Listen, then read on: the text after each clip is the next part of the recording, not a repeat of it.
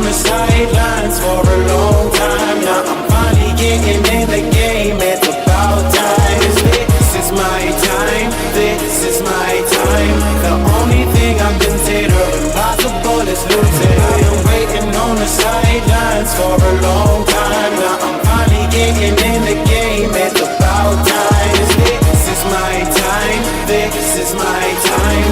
The only thing I consider impossible is losing.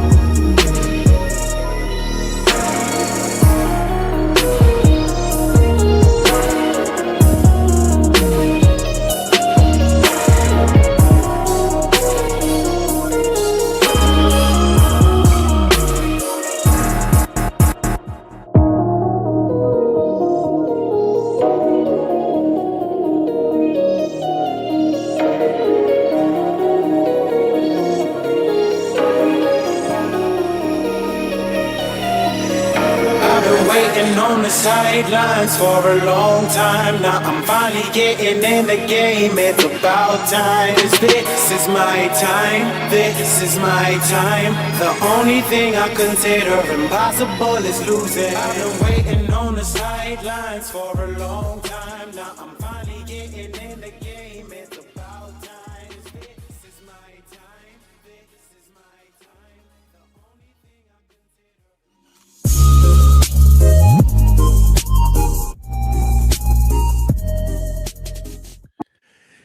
Yeah, let's go, baby.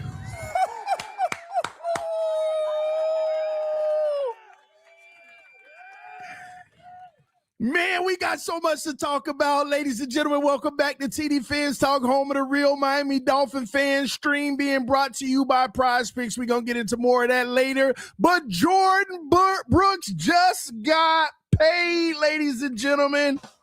Woo! And listen, man, this is the beautiful thing, because as soon as he got paid, my mind shifted into a different mode, because I didn't believe that the Dolphins were going to pay him. I thought that they invested heavily in the linebacker room this offseason, in which they would move on from him and let some of the younger guys pull up and get things done. But guess what, man? That just tells me that they believe they're going to be competing this year, man. They believe that they're going to be competing this year. And I'm telling you, I'm finna break it all down for y'all. This is beautiful. And again, let's be clear. I didn't think that they were going to do this. I thought that they were going to like fully try to rebuild, but I think they like what they have, and they don't want to miss out on an all-pro player contributing to something special. So they finna do all they can this year to make it happen, baby. So this is a good look. It makes me feel good in so many ways in regards to the direction moving forward, because now I know every decision they make, it ain't just no puppy decision. It ain't a pacifying, oh, the future, the future. Of course, we want to be better in the future.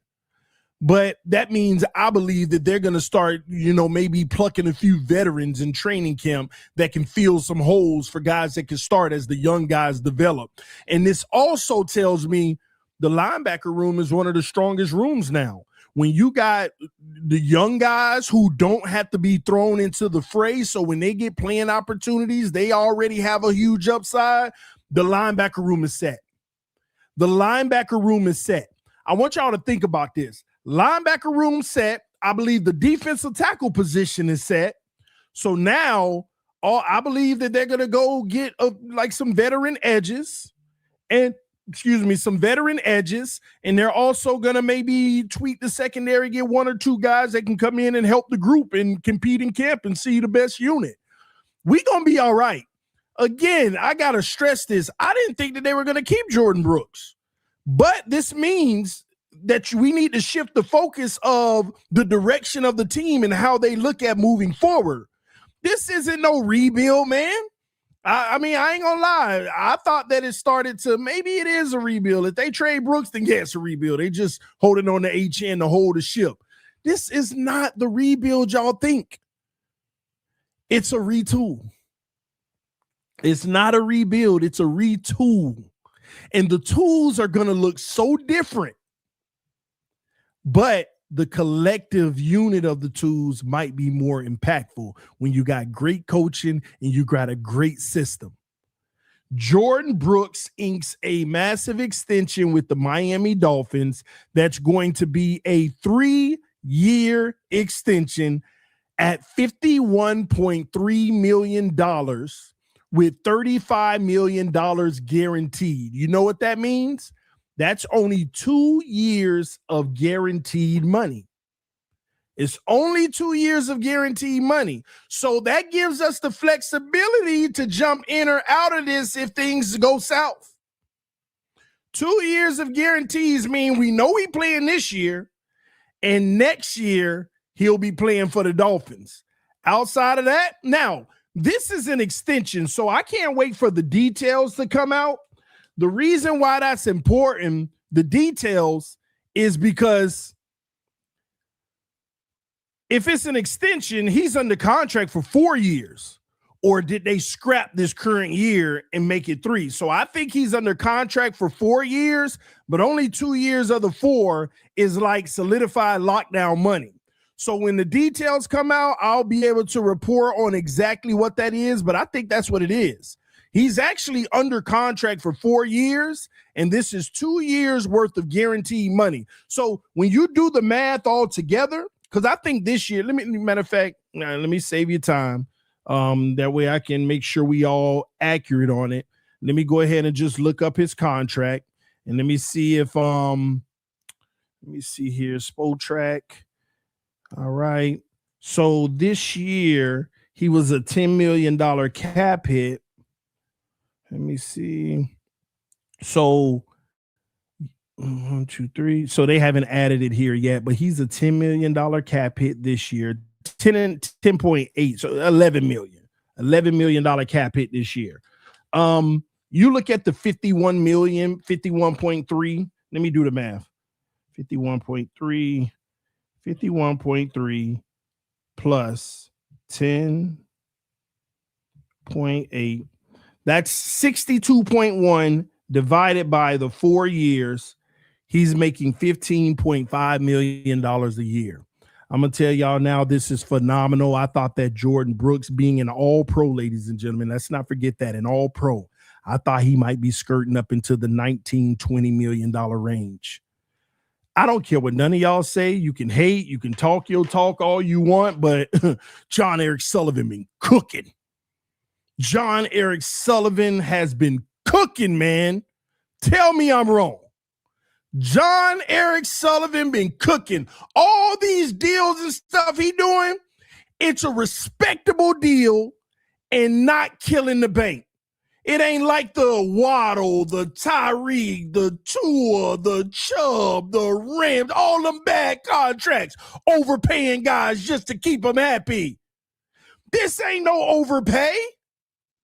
This is right where it's supposed to be.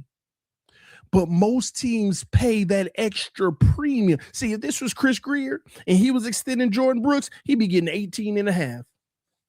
He'd be getting $18.5 million. Easy.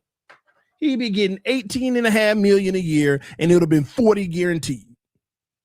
John Eric Sullivan doing this right. And I think he's sitting these players down and said, listen, man, we want you here. Gone are the days where we're going to overpay guys just to make them happy. We're going to give you a fair value of what we believe you're worth and that you have earned. And at the end of the day, if you don't take the deal, we're going to make you play on your last year and allow you to become a free agent. But I'd hate for you to take that risk of injury and ruining your market when you've earned this money that I'm presenting here in front of you. This is an appropriate, fair deal where we're not getting screwed and you're not getting screwed. You're getting rewarded.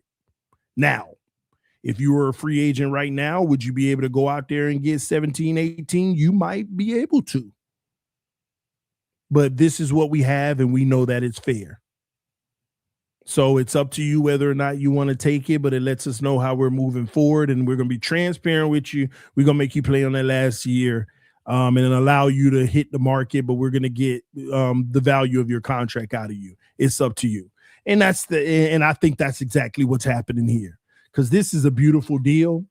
And man, I ain't gonna lie. I know it's early, but John Eric Sullivan, man, he just keeps on making all the right moves, y'all. John Eric Sullivan just keeps making all the right moves, and people are like, I mean, it's too early to say this and that about him, but he's making all the right moves. He's given the right values. See, these contracts aren't going to screw us long term. The man got 4 years under contract with Miami and only guaranteed 2. That gives us the ultimate flexibility to get on or off of the deal if necessary. Marino's Ghost said, how did I lose my 6 year of mod? Don't worry, you're going to get it right back in just a moment. Everybody lost their mod because I hit a wrong button in YouTube, and we lost mods for everybody. So I've been adding them back for everybody that's been asking that I know have been a mod, just FYI. Okay. Now, I'm actually really happy, even though I was one of the individuals that said, nah, they're going to trade Brooks because I thought he was going to get 19-20 million. But to know that they got him technically on a 15 million a year when you add the current year plus the 3-year extension, this is a masterclass by John Eric Sullivan. I would take Brooks at 15 million any day of the week. And that's what we were able to do. And again, I said this on Dolphins Collective last night. If you all tuned in, I said it. I said, if we end up keeping Brooks, the most overrated player on our team right now is, dang, why am I shooting a blank on our rookie linebacker? Man, we barely been saying his name all off season. What's our linebacker rookie name? Gosh, why am I shooting a blank? Y'all do your thing in the chat. Y'all always help me out. Rodriguez, right? Yeah, Jacob Rodriguez. You ain't got to put it in the chat. I remember now. Jacob Rodriguez, right? He's the most overrated because he's not going to get as much playing time, I don't think, as people think. He's not going to be a primary starter starting out. He's going to be allowed to ease into his role. Now, there is one player that still could get traded at this point, though. T-Dot. If they loving Rodriguez, T-Dot could be gone. Terrell Dotson, for those who don't know. So Brooks is here to stay. T-Dot is still a wild card right now. So don't be surprised if you get that breaking news either. But good look for the Dolphins at $15.5 million a year. When you do the real math of the contract and you add the current year plus the 3 years and divide it all up, this is a masterclass. It's 2 years guaranteed. This is a masterclass. Jordyn Brooks gets to lead the way for the next 2 years, and he got a plethora of complimentary guys next to him. Jacob Rodriguez, T-Dot, and a few other guys. Kyle Lou, our linebacking group. And see, this is what gives me hope for the defense too, because I'm a little concerned about the defense, right? Because I also thought Jordyn Brooks was getting traded, so I was really concerned about the defense. But now the defensive tackles are fine, y'all. The D tackles I love our D tackles. See, Zach Sealer, we already know he's going to do his thing, right? But it's time that we start to put respect on Jordan Phillips' name at a level as if he's one of the dogs at defensive tackle in the league. That's the reality. Jordan Phillips is like in my opinion, he's like an 8 out of 10 at defensive tackle. And just so you know, Zach Sealer is like an 8 out of 10 at defensive tackle, in my opinion. Are they the most dominant guys in the league? No.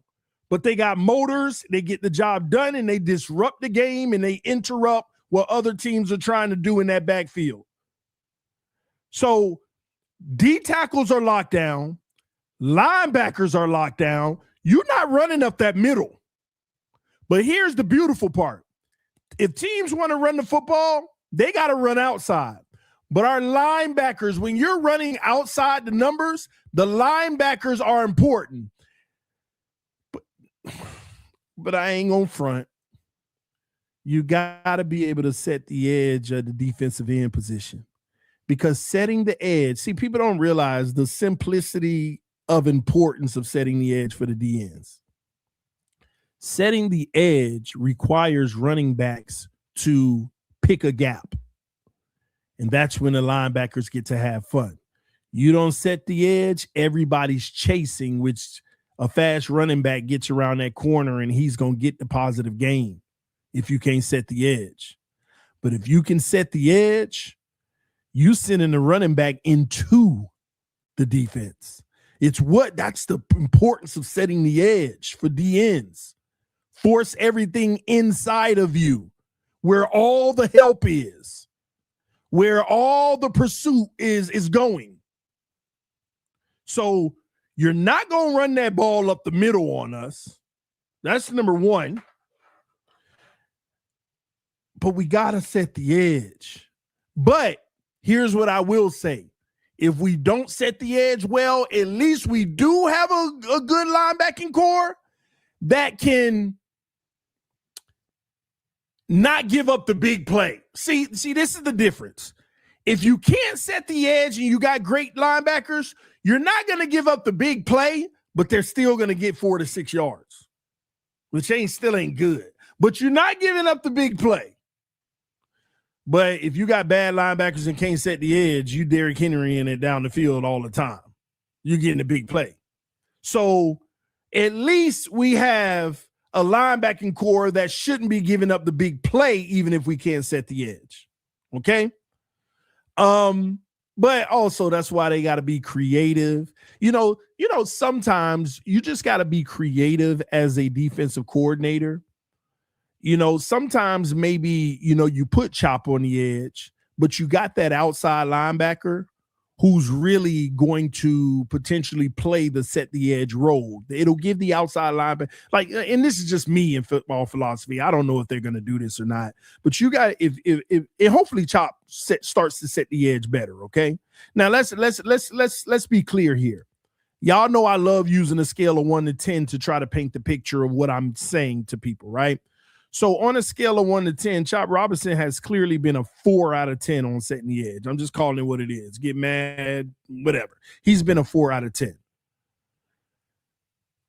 You need an 8 out of 10. I'm not trying to be negative Nancy, but I don't see 8 out of 10 in Chop Robinson's future. I would be mightily surprised if he can get to a 6 out of 10. But a 6 out of 10 is serviceable. Sometimes you're going to give up that 4 to 6 yard run, but sometimes, all right, that was 3 yards. It starts to make things a little more livable.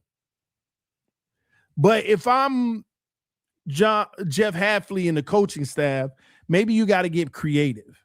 Maybe that outside linebacker comes down to the line, and sometimes maybe Chop is dropping back in that linebacker role, and the outside linebacker sets the edge because he's already further outside and it has an advantage on the left tackle or the tight end where it's an automatic edge setter that it has to go in because the guy is already out there. It's different creative ways they might have to, if Chop don't make the improvement. Now, if Chop can get to a 6 out of 10, I am so happy because that means maybe next year he can get to that 7 and keep getting better. Okay? But beggars can't be choosers. Do I want a 6 out of 10? No, but that might be what we have to settle with. And that still is going to require improvement from Chop. I'm going to be honest with you. Chop Robinson to me is he would thrive, in my opinion, on a D-line that runs, put 5 guys on the line. Those teams that put 5 guys on the D-line? Where he's maybe the inside edge or the outside, but, he would thrive that way. You want him to get at your quarterback. You want him to just speed rush to get at the quarterback. The strong suit is not the run defense, in my opinion. And I hate that you use a first round pick on a guy who has stipulations to how you have to use them. Chris Greer, man. But I ain't gonna dog on Chop. You know, he's putting the work in. His coaching staff is being transparent with him. And who knows, man? Guys go in the lab and they put the work in. You might come out and be like, man, Chop out here making plays. Chop is out here making plays. Okay, Chop. You never know. That's why you always leave up the opportunity. See, Chop Robinson is the type of guy that would thrive in a Brian Flores system. You're putting 6 and 7 guys on the D-line. 6 or 7 ain't coming. Only 5 of them coming. But he going to get free releases because the protection's guessing of who's coming. You know, he like Chop Robinson. See, here's the problem. Andrew Van Ginkel is better than Chop Robinson. And Andrew Van Ginkel is a late round pick and Chop Robinson is a first round pick. But Chop Robinson can be as good, if not better than Van Ginkel, but he has to be in that type of system that allows him to do what he does well all the time. Chop Robinson is literally the prototype of a Brian Flores system. But I don't know if that's what we're running. But you never know what we're running. And let me tell you why. What I noticed last year around the league, see, Brian Flores and maybe one other team on occasions ran some of Brian Flores, what he likes to do. Last year, y'all, you had like 10 teams trying to implement a fraction of what Brian Flores does.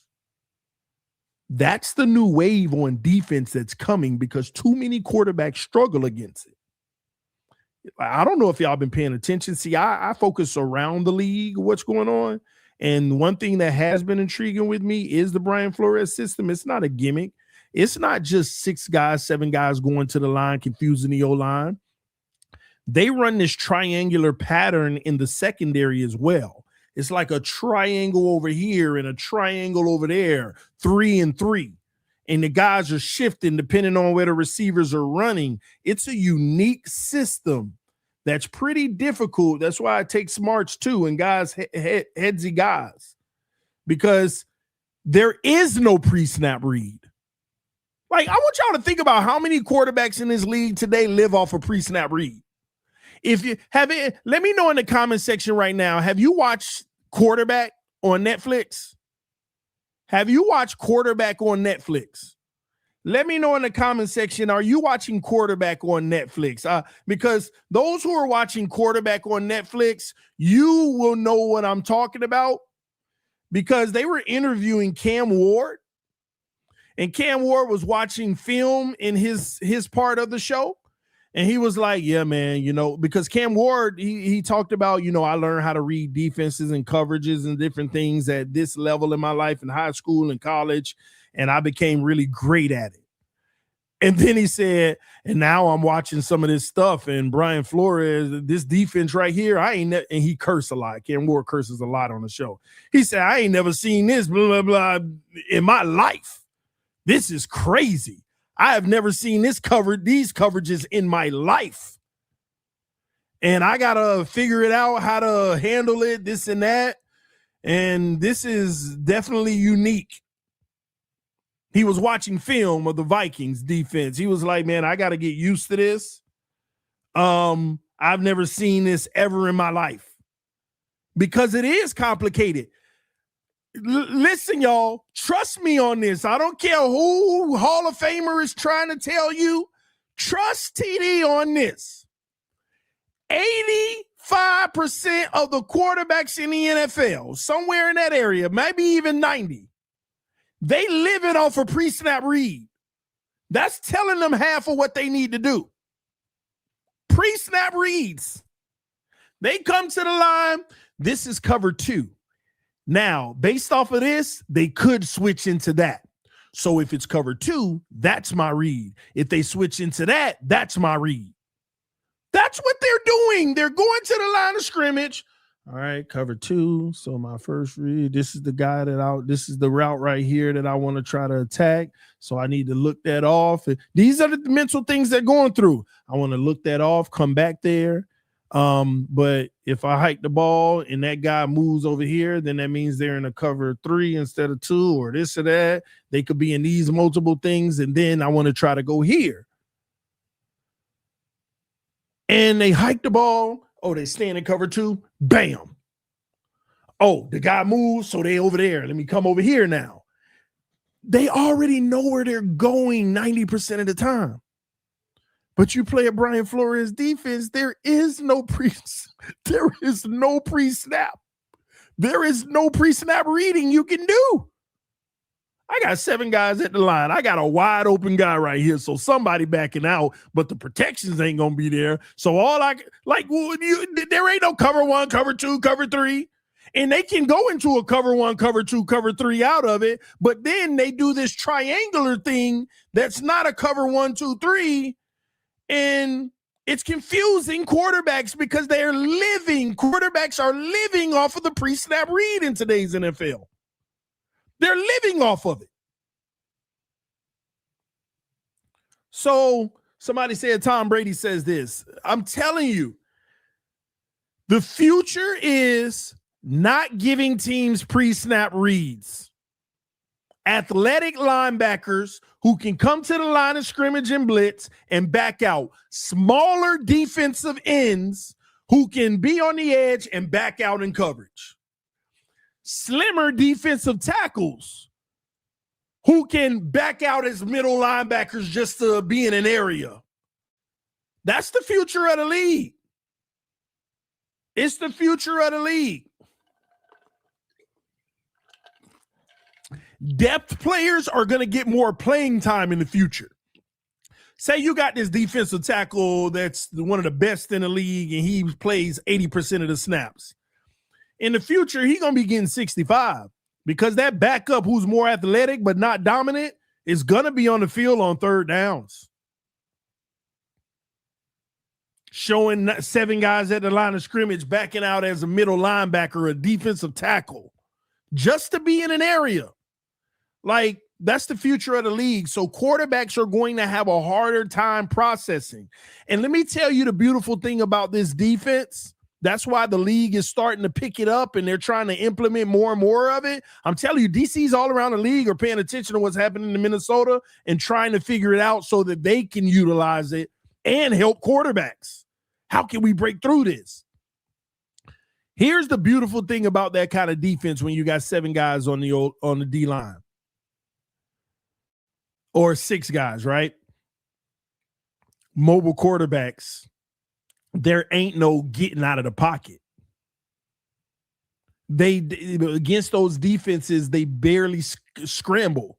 Quarterbacks barely can run. There ain't no lane to run through.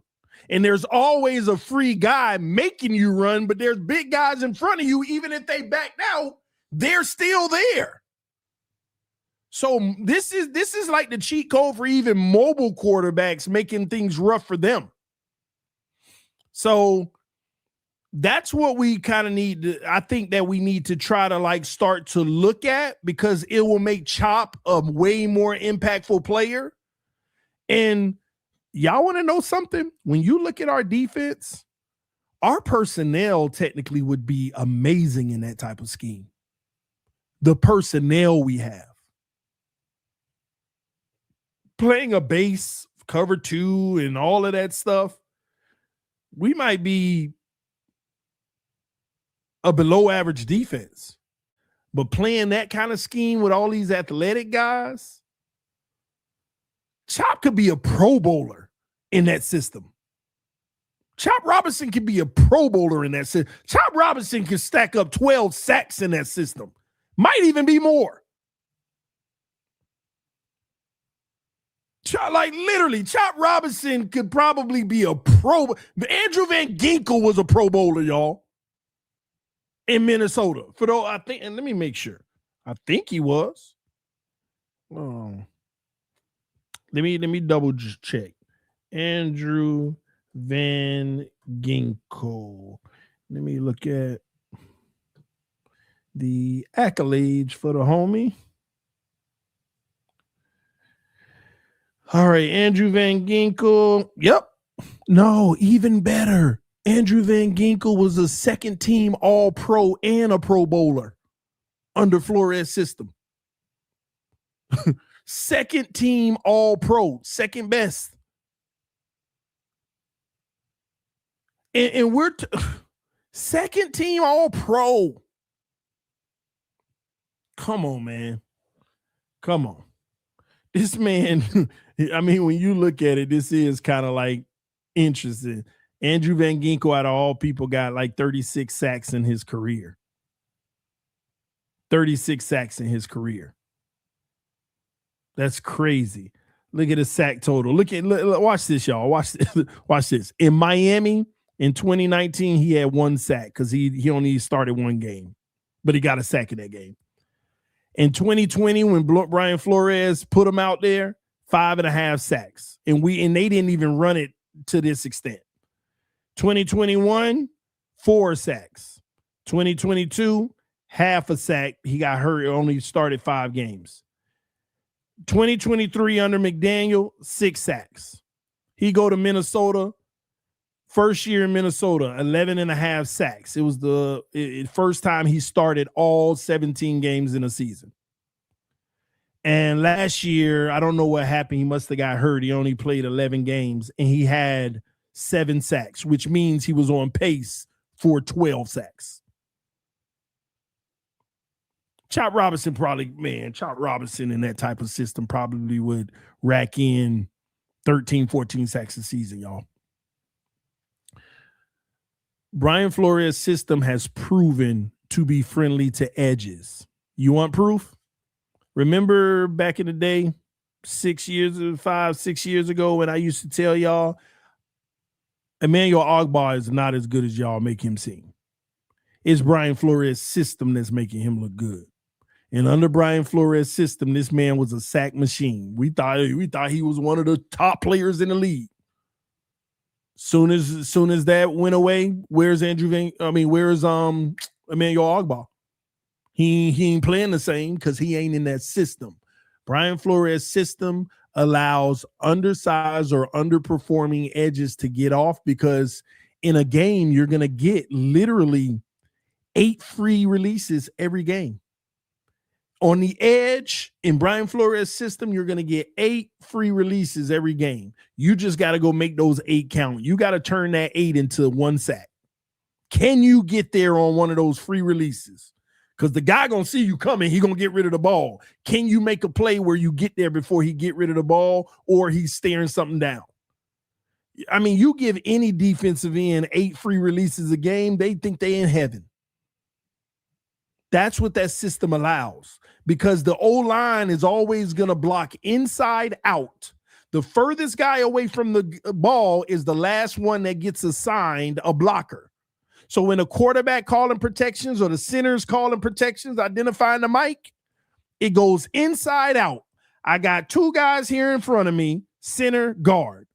2 more guys, tackle, guard. I got 2 more guys. You get that one? He's a free rusher, or I need my tight end or running back. But then you got another guy. And on this play, I got 5 routes. So 2 guys are going to come unblocked. Or I got to take away a route and add more protection. You see the advantages that defenses are having? You can stop 5 guys from going out on a route because he needs the extra protection. He got to call the extra protection. And nobody does that. Quarterbacks ain't calling protections no more. That's why in that system, free rushers are coming. That's why the only players in the NFL that could handle Flores' system were guys like Aaron Rodgers. He usually does well in it. Like guys like that. Joe Burrow does solid in it. Like those guys who can process, call their protections, and do all that stuff that none of these quarterbacks doing anymore in the league. A lot of y'all don't realize that. These guys aren't doing their job anymore. They're not calling protections. They go up, pre-snap read, hike the ball. So that's why Minnesota has thrived the way that they have over the last few years, primarily because of the defense. But this is a massive thing for the Dolphins because having Brooks there, your interior D-line is secure, your linebackers are secure. You need to try to switch to a like Flores hybrid system because we see, and this is what I'm talking about. Y'all know how I've been preaching to y'all about wide receiver is the least of my concern. We're going to be just fine at that position. And I give y'all the reason why. If you utilize the type of system Flores runs, defensive end would also become least of my concern. You see what I mean? If you utilize that type of system, you don't need to set the edge when you got 6 defensive linemen. I mean, 6 guys on the line, not all defensive linemen, but 6 guys on the line or 7 guys on the line. You don't need to set the edge. It's already set. Matter of fact, when you hike the ball, there's going to be a free rusher that sets the edge at the guard level. Like you're collapsing the pocket with a small pocket now. So you don't have to set the edge like that when you got 6 or 7 guys on the D-line. That's another advantage of that system. So it just depends on how creative the coaches are going to be. This is why great coaching will always trump talent. Schematics and coaching can trump talent. This is why you get those Cinderella stories. We only pay attention to the players. Oh my gosh, this team that nobody even recognizes everybody, they're balling. I continue to ask y'all, tell me the top 10 players at their position that was on the Patriots last year.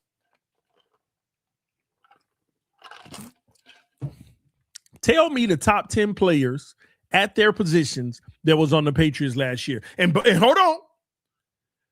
We're not talking about using last year's game when the season started. So you can't include Drake May. He is now. That's what coaching does. It makes you top 10. You think Andrew Van Ginkel was considered a top 10 linebacker / edge in the league? Great schemes can make you a top player. Tell me going into the season last year, the top 10 player outside of maybe Gonzalez that was on the Patriots roster at their position. And this is what I'm talking about. That's the Vrabel effect. Schematics. You can get out-schemed. People underrate that part of the game. They put everything on the players. Now, the players still got to execute the scheme, but sometimes you can create a scheme against a certain game plan on a different offense that's just masterful. This is going to stop that. That is going to stop that and that. They ain't going to expect this to come, and they got to figure that out on the fly. And then whenever they start to think that they figuring it out, we're going to go back. We're going to go to this, and then we're going to start mixing it up, leave them guessing, have them on tilt. Not only that, that defense creates so many turnovers in Minnesota. They lead the league almost every year the last few years in turnovers. Why? When you give free rushers to the quarterback, there's a lot of fumbles. Not only that, when the quarterback got to get rid of the ball the fastest in the NFL because the pressure's coming, they're going to make mistakes. And defensive players in the secondary can jump things more. Think about it. Sometimes if you send six and the quarterback got to get rid of it fast, the secondary can feel a little bit more comfortable jumping a route without getting burnt on a double move or guessing wrong. You know how many pick sixes they be getting? Even the defensive linemen, the edges and the linebackers on the edge get interceptions because teams think that the only way we can get this is bubble screens. And the edges, sometimes they're not even rushing the quarterback. They're just going outside to take away the bubble screens. But the quarterback hike it, throw it anyway. You know how many picks Andrew Van Ginkel get on teams trying to do bubble screens? He coming on a free release off the edge, and guess what? He not even coming at the quarterback. He's just taking away the bubble screen. And they throwing it right in his lap. Go watch the film. I'm telling you, go watch the film. Matter of fact, just go watch Andrew Van Ginkel's film. and watch how he's utilized in that system. And look at the easy interceptions, the easy sacks, and everything he gets. If we can implement that type of scheme, we're going to be a playoff team. We're going to be a playoff team. I'm telling you. And I know, y'all, the only person you can name is Christian Gonzalez on the Patriots, a top 10 player before the season started. It's the only player that you can really name. And they might have one more that we're not thinking about somewhere on in the trenches somewhere, maybe. But that's what I'm saying. I always talk about the Patriots, man, last year because the roster, I'm telling y'all, the roster was not special. Going into the season, I'm telling you now, the Patriots had I don't even think they had a top 16 roster. Y'all let me know what y'all think. Do you agree or disagree? Not when the season was over, but before the season started last year, did the Patriots have a top 16 roster in the league, the top half of the league, that roster? Did anybody view that roster as a top half of the league roster? Anybody? Let me know. Let me know what y'all think. Did anybody? Let me know right now. Any of you watching right now, did you view that roster as a top 16 roster in the NFL? I really want to push the envelope and say top 20 or 22 or 24. I don't even think they were when you look at it on paper. But I'm just going to go 16 best half. But yet they had the second best record. Was it the best record in the NFL? 2025 NFL records by team. Let me see. Who had the best record in the NFL? They had the best record in the No, what was it? Let me see. They were 14-3. Anybody else? 14-3. Denver was 14-3. Seattle 14-3. 14-3. They tied the best record in the NFL. And I don't even think they had a top 20 roster. I don't think they had and somebody in the chat right now said, no, Kobe always got clowned. Kobe with Roundtable Sports is the New England Patriots contributor with the network. Yeah, he kept getting clowned. Oh my gosh, y'all roster trash. Who y'all got? Gonzo and Ramondre Stevenson, who didn't even. Let me see. How did Ramondre do last year? Was he 1,000-yard back? Oh my God. Ramondre Stevenson has 603 rushing yards last year because their run game wasn't even good last year. Matter of fact, let me see. Patriots running back stats. Who led that room? Was it somebody else who led the room? Because I think they had Henderson over there. Yep, Travion Henderson backfield with 911 rushing yards. No 1,000-yard back. And Ramondre had 603. So they did it by committee. They did it somewhat by committee. Henderson led the way, but Ramondre clean up. Even though Henderson started, Ramondre, I believe, felt like he started at first. I don't know. I got to go look at their breakdown. But this is what I'm talking about, man. There's nothing special over there. They just played like a team. They had the right scheme. They knew their identity, what they wanted to do every week. They handed the ball off, regardless of how good or bad they ran it. Drake May back to pass. Didn't have an all-beating wide receiving core, but made plays here and there. And when nothing was there, Drake May ran the football. It's that simple. Drake May rushing was amazing. Let me see how many rushing yards he had last year. Let me look at it. Give me a second. 31 touchdowns and 8 interceptions, man. Malik give me that, man. I'm crying. Malik gives me that, I'm boo-hoo crying. We finally got a franchise quarterback. I mean, boo-hoo crying, man. We finally got a franchise quarterback. Let me see. Drake May, did he rush over 250 yards? Let me see. He had 450 yards rushing. 450 yards rushing. He averaged 4.4 yards per carry. In the year before, he averaged 7.8 yards a carry. 103 attempts in 17 games. I want y'all to think about that. 103 divided by 17. Quarterback ran the ball 6 times a game. 6 times a game. He ran the ball 6 times per game. And all he did was added 27 yards a game. Do you know how huge that is? If your quarterback can just add 27 yards a game, but it's how it comes. It's how it comes. It was always on a third down or something when it mattered.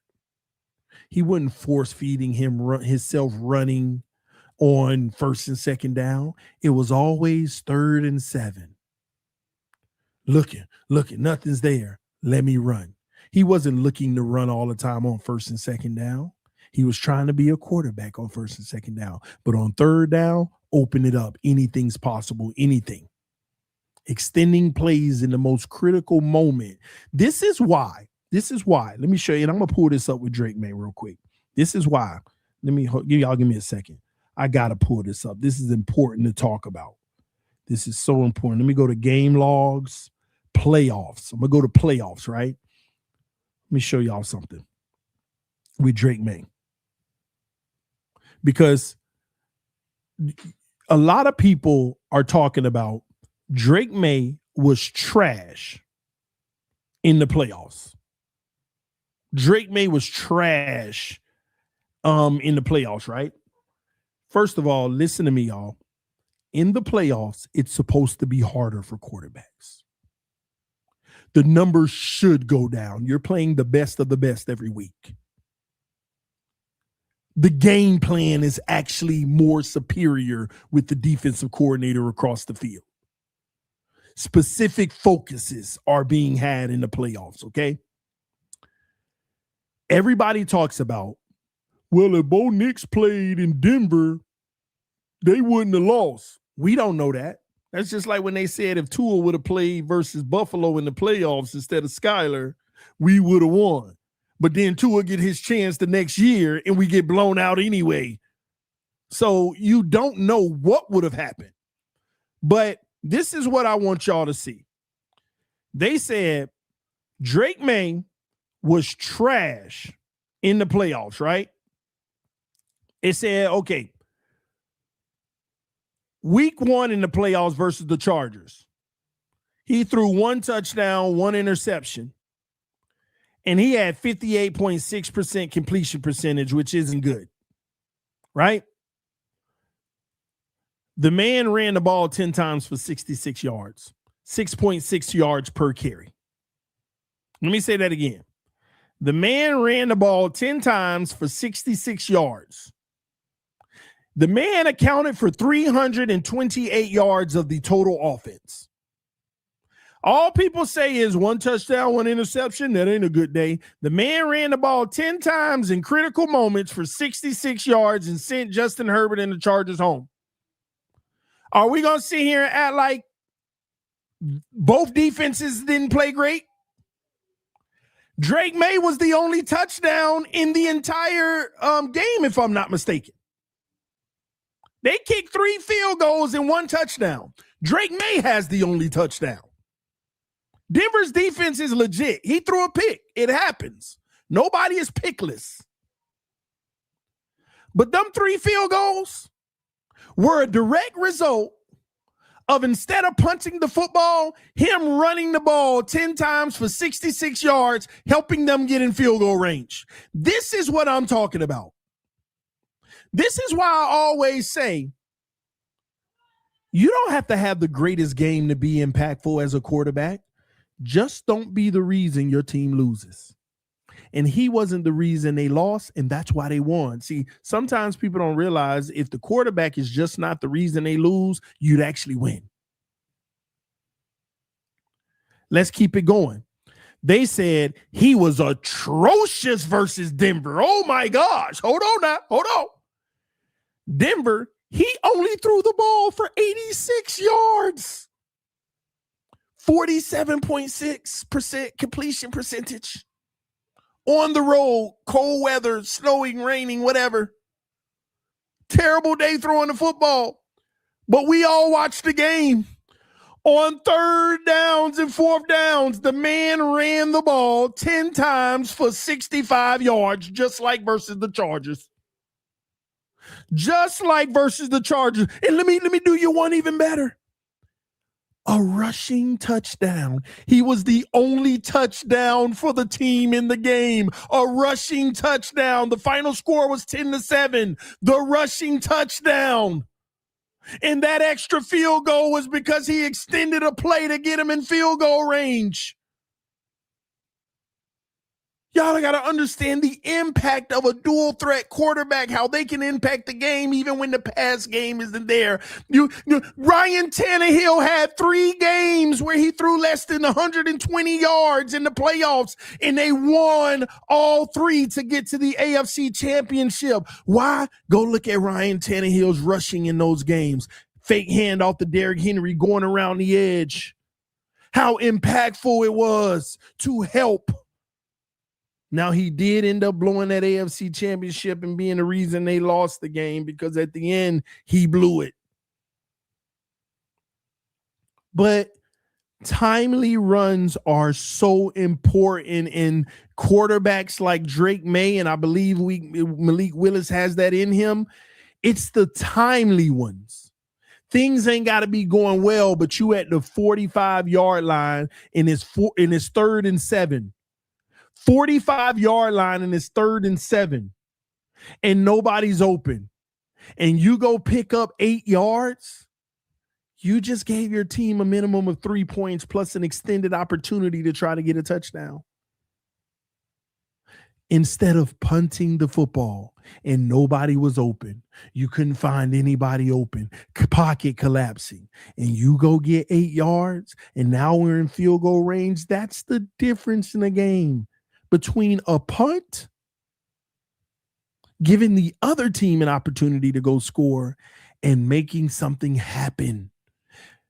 Dolphin fans are so negative about Malik Willis when we've never had that element, a quarterback who was even capable of doing it on that level. Yeah, we've had guys who he can run, but we ain't never had an athlete at the position. When the last time we had an athlete at the position? And don't say Pat White. When is the last time we actually had an athlete at the position? Y'all help me because y'all might be able to name and be like, oh, yeah, I forgot about him. I'm talking about our starter. When is the last time we had an athlete at the position of quarterback? Anybody? Anybody want to chime in right now? When is the last time we had an athlete at this level? And blow past Pat White, because he ain't had the rest of the tools. Culpepper wasn't fast enough. He was too big. When the last time? I don't think we ever had an athlete like this. Unless it was in the 80s or something that I didn't know. Typing this, you're making my point. Guys that ain't even worth mentioning because they can't throw the ball and do all that stuff very well. When is the last time we had an athlete? I'd venture to say we have never had an athlete as athletic as Malik Willis. So even if you name some guys, We've never had an athlete as athletic as Malik Willis who can move as well as Malik Willis, who's as fast as Malik Willis. We have never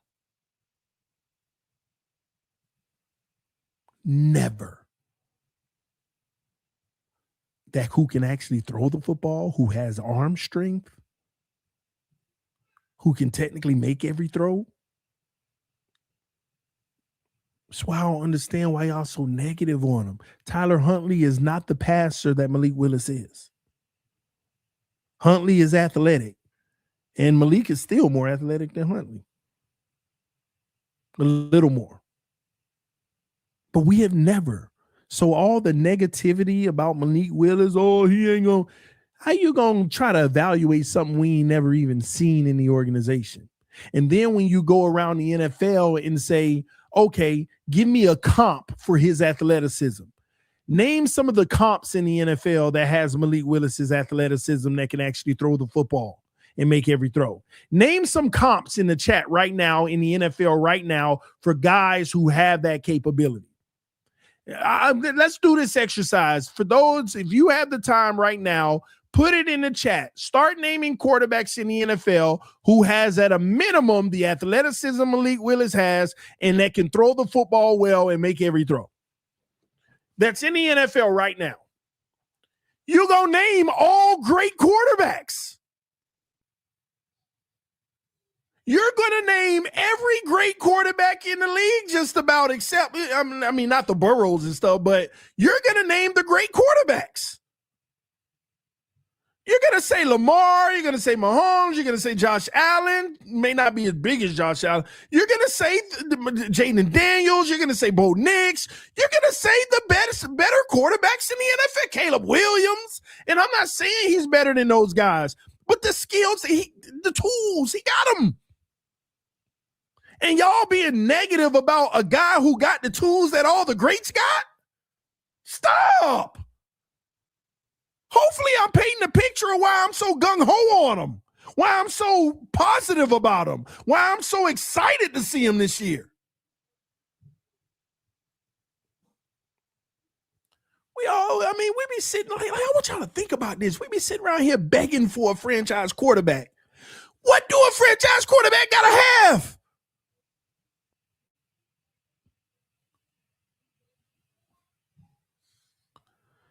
And you know what? I love this comment that I'm about to read from Tori71. Can he read a defense? Can Lamar? Not as good as you think he can, but the athleticism make you never even think about it. Think about it. Do anybody ever talk about how good or bad Lamar Jackson can read a defense? No, you skip over that evaluation because he just makes plays happen. You don't even think about how good or bad he is reading a defense. You never put it on the scale because he's that dynamic that you don't even focus on the granular intangibles. Does anybody ever say, Josh Allen, this is how good he is reading a defense? No, you never even talk about it. You never talk about processing when you talk about these guys. Because the game is so dynamic, you don't hone in on any one intangible. Because wherever he falls short, he makes up for it, so you don't even realize where he falls short. Say like, gosh, man, y'all got to start to get it. Some of these guys are not as good as y'all think in some areas, but you'll never know because he makes up for it to where you don't even pay attention to the weaknesses. And he always does something that doesn't show the weakness, so you never even know it's a weakness.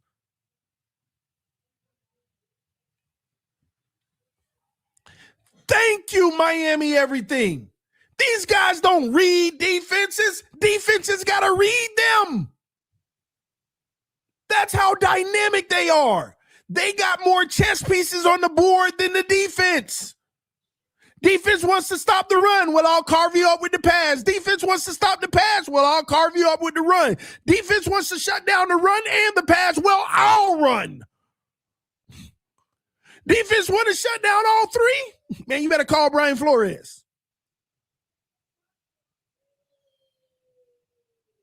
And that will be hit and miss on these type of guys.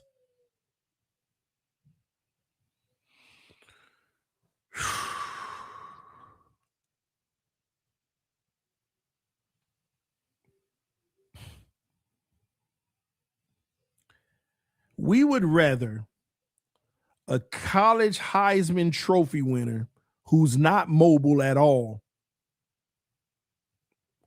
than take a chance on a guy who has all the tools like Malik Willis. It baffles me.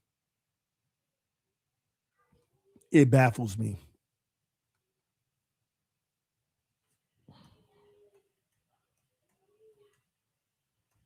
Watch this, y'all. Watch this. Watch this, y'all. Let me show y'all something. Let's go to the last 20 years. Let's go to the last 26 years. How about that? Here's all the quarterbacks that won a Heisman. Chris Winkie. How was his NFL career? Eric Crouch. How was his NFL career? Carson Palmer. Okay, we got one. We got one. 1 out of 3. Jason White. How was his NFL career? Matt Leinart. How was his NFL career? Looking like 1 out of 5. 1 out of 5 so far. Troy Smith. How was his NFL career? 1 out of 6. Tim Tebow. How was his NFL career? 1 out of 7. Sam Bradford.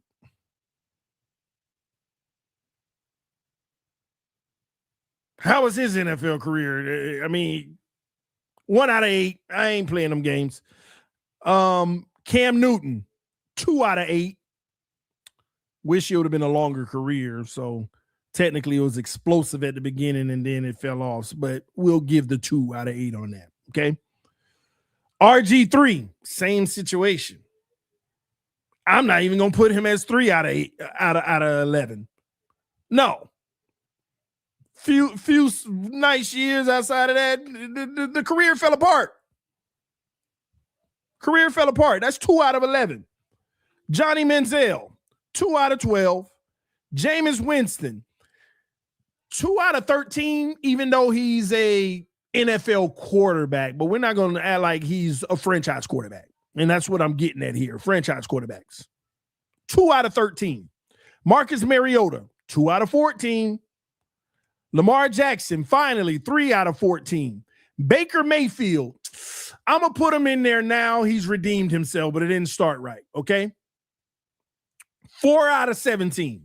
Kyler Murray, 4 out of 18. It ain't going well. Joe Burrow, 5 out of 19. Bryce Young, 5 out of 20. 5 out of 21, by the way. Heisman winners. Well, 20.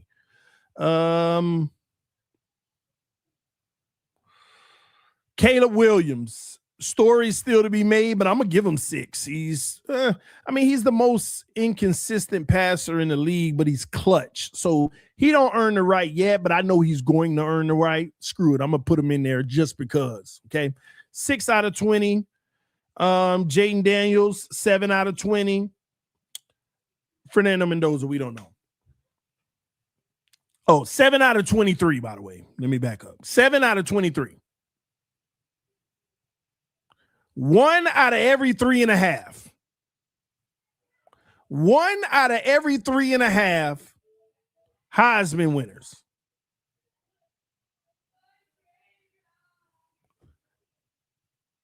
Out of 22, forgive me. Out of 22 quarterbacks, y'all, 7 of them, and I threw 2 of them in there not knowing where they're. Well, we're talking about Heisman winners, so Jordan Love was not in there. We talk about, because people would rather a Heisman Trophy winner, the hype of college. Oh, he's the best player in the country. Everybody's so enamored by what happened in college last year. It's crazy to me. And let me tell you another thing that I hate about people's evaluation of college quarterbacks. Y'all fall in love with the guy who got the top 4 wide receivers, the top 2 running backs, the best O-line in the country, the best tight ends in the country. Like, I want y'all to think about that. There's like 5 teams in college football every year that got 5 O-linemen that are 5-star, 3 to 5 wide receivers that are 5-star. That like, do y'all get that? Y'all praise these quarterbacks that got the best of the best, pooping on the competition in college. And y'all making it seem like the quarterback is so great. He threw for this amount of yards and that. Defenses got to worry about that run game. Defenses can't get through to this O-line. Like, these quarterbacks will never have it easier in their life. You go to Alabama, the quarterback, why do you think they keep pumping out quarterbacks? That don't mean all of them are great.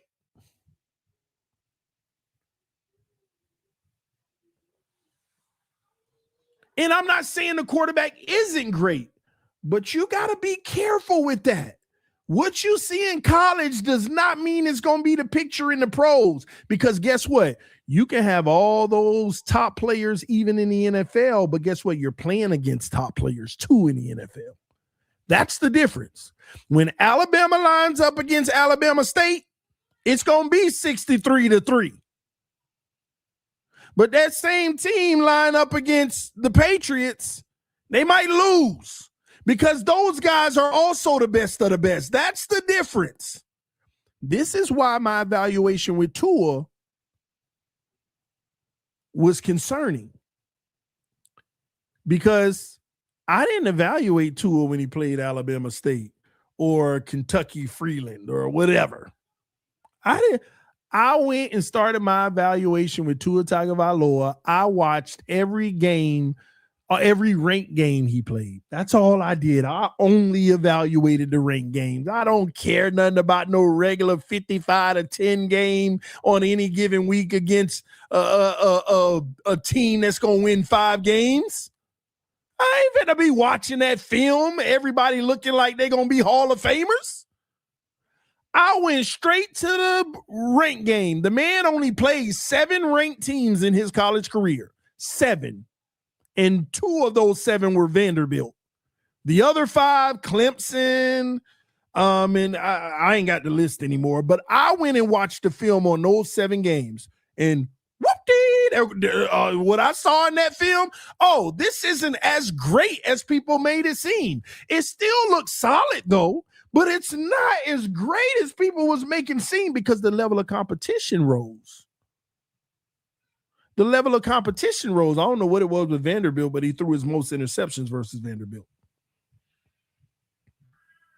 But I watched those games, and I watched LSU, and I watched Clemson, and then I watched interviews of the players when they beat them, talk about how they beat them. And when they told me, when literally defensive players out of their own mouth, he wasn't even in the NFL yet. I'm looking at players, LSU and Clemson, say, oh, yeah, Tua, man, we knew we were going to beat him because he already knows where he's going to go with the ball. This ain't TD's words. These are players in college, their interviews. I did extensive research. I'm listening to college players say the game plan was simple, man. It was easy versus Tua. Because if he looked right, don't believe him. He coming back left. And even when it don't look like he going there, he going to throw the ball. And that's why they had great success against him. That's why he didn't look so good in those games. LSU, Clemson, Georgia. Now, some games were deceiving. He'll have 3 terrible quarters, and then all of a sudden in the 4th quarter, things start picking up, and then the stats look great at the end. And you think that he was great, but he was horrible in the first 3 quarters. And you look at why. Man, defensive players, it's like they knew where he was going with the football. And then when I heard the players out of their own mouth say it, wow, they already got the number on this kid. But the general fan doesn't realize that. Why? Because they see him beat up on 10 teams every year that are garbage. And then when it comes to the good teams, there's a struggle. Even if they still win, it ain't the same level of play. But all they're enamored with is week in and week out, 50 points. Oh, he got 5 touchdowns today, 6 today. 4 today, but he threw for 400. Like, you don't get it. If you want to evaluate somebody, only look at the games versus real competition in college. So when we get to the NFL and players are saying the same thing. Y'all know what I'm talking about because Dolphin fans brushed it off. You had players in the NFL. We knew Tua what he was going to do. He going to throw the ball anyway. And every time that happened, I said, see y'all? And what everybody said to me, oh, man, you buying into them hating. They just hating because they got toasted. Y'all not getting it. They understand his game. He going to throw the ball anyway. It's timing. It ain't no processing. I can't believe we went from a day where we thought he was an elite processor, and some people still think he is, when he's just putting the ball in spots. Timing, rhythm, put it in the spot. Trust the receiver to get there. And then people start getting a little silent and dialing down their talk about processing when you had XY receivers that wasn't talking bad about Tua, but they were comparing the difference between Tua and Josh Allen. Oh, man, here with Josh Allen, the play's never over. With Tua in Miami, you got to get to that spot because the ball coming. You got to get to that spot. But nobody came back and was like, dang, maybe you were right. No. Y'all just got a little silent like, oh, he's still a great processor. Like, y'all got to stop becoming like these ultimate fans of players so that you can evaluate them properly. Be a fan of the team in the best interest of the team, and you won't be unfairly evaluating anybody. Just like Malik Willis right now. I feel like he got all the tools, so I'm raving about him. When he hit that field and start playing, I'll start evaluating and breaking it down. If it looks beautiful, I'll rave. Hey, man, I'm concerned about this. This is what I'm noticing in this game that's concerning. You're going to get that. But I ain't got nothing to be negative about with Malik Willis right now. That's why I ask you guys, those who watch the show, tell me your concern about Malik Willis in his game. Tell me your concern. And everybody can only go to two things, which aren't even concerns, is just the unknown. Number one, lack of experience. Fair, right? And number two, can he read a defense? I'm trying to tell you from my film study, yes, he can. Like I always say on a scale of 1 to 10, Joe Burrow and, Aaron Rodgers being the ultimate 10 out of 10 processors of the field, in my opinion. Malik Willis is a 8. He's an 8. That's the book I got on him. But part of it is the reason why I think he's going to always be stuck at an 8 is because I don't think he'll ever put the extra work in to become a 10 because he doesn't have to. Because once he's processing at an 8, what it takes to be a 10, I just run the football. That extra level, I don't need. I'll just run the football at that point. If I get to the point where, this is starting to stifle me, I just run the football. Lamar Jackson is like a 7 processing to me. Patrick Mahomes is like a 7.5 processing to me when I watch the film. I mean, there's reads all over the place Patrick Mahomes be missing. If you just look at the film, missing reads all over the field. But you don't care about him missing that other tight end going right down the seam. And Patrick Mahomes looking straight too. Like, how can you not see the guy wide open up the seam? But it don't matter when he shakes a guy out of pressure after he missed it and he rolls to the right and throws a 30-yarder to the sideline and they catch it. You never even care about him missing the seam. See, Tua Tagovailoa, we could break down all the film and be like, oh, yeah, he missed that guy. He missed that guy because everything was going bad. In those moments when you're evaluating, you're looking at all this bad stuff. But Patrick Mahomes, you're not saying he missed that guy, because all you paying attention to is, look at how he escaped and made the 30-yard pass. You're not talking about the things that he's missing from a processing standpoint. And this is my point to you all. Some of y'all can't even evaluate these quarterbacks properly. Some of these elite, great quarterbacks y'all name are not as good as you think in some areas, but they have so many tools that it doesn't matter. Nobody's going to complain about anything that they're not great in because their overall game is great.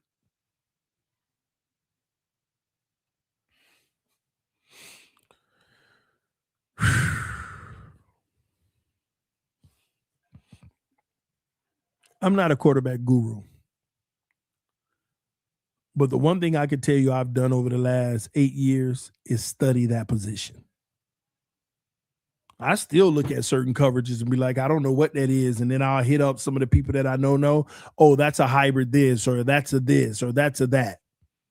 I'm telling y'all now, 7 years ago, I didn't know what a Tampa defense was. But I did my homework. I tried to educate myself as I continue to do this show. I continue to educate because I want to know what I'm talking about.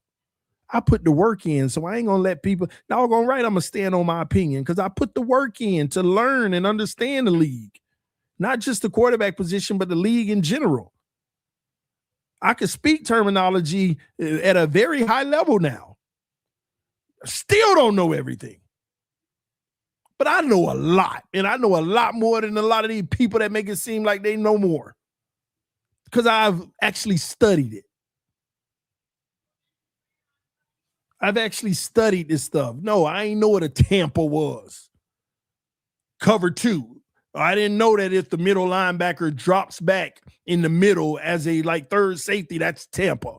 He bailing in the middle. I didn't know this stuff. I learned it. I didn't know cover 2. I always knew cover 2. Cover 1, cover 3, cover 4, cover 6. I mean, it gets intricate. A gap, B gap, C gap, all the gaps. The different techniques of the defensive line, 0 tech, 1 tech, 2 tech, all of that. Learning it, gap assignment, zone blocking, zone reads, all of this stuff. You gotta, like most people that talk football and listen to these podcasts, they don't, like most of the viewers, 90% of the people that watch this show, half of the stuff I just named, they don't have no clue. They just, that's terminology. They don't know what it means. They don't know the difference between a 0 tech and a 1. They don't know the importance of the difference, why you just can't get any defensive tackle. This is like you'll have a conversation with somebody and say we got a legitimate 0 tech, right? No, like say we got the best, a true 0 tech, right? A defensive tackle. And we need a better, we need a defensive tackle that plays a different tech, right? They'll be like, oh man, he's a great player. We need to go get him. He's a nose tackle. He's a 0 tech. We already got that. We need to, they don't know that. They just defensive tackle. We need another one. We need another one. We need 2 good ones. We got 1. We need another one. Yeah, but they play the same role. He's a true anchor. We don't need another anchor. We need a actual pass rushing defensive tackle now. Not the best. You know what I mean? So a lot of people don't understand this stuff. So it's hard for them to understand schematics. And that's when you're really getting into football, when you're suggesting and start creating schemes and schematics. If you do this, if you do that, like most people would not understand my conversation about Chop Robinson being a Pro Bowler or All Pro in the Brian Flores system. If he can be it in Brian Flores' system, why can't he be it in ours? Because the way the scheme is, it best fits him. Andrew Van Ginkel in a 4-3, just straight up pass rush, no help, no scheme. He's not going to be an all-pro if you put him on an edge. He's not going to be a Pro Bowler or an all-pro. He might can get you 5 to 7 sacks, and that's phenomenal for him, but he ain't getting the 11 and 12 he getting in Minnesota in a typical 4-3 defense where the 4 guys, and that's it, you ain't getting help at all.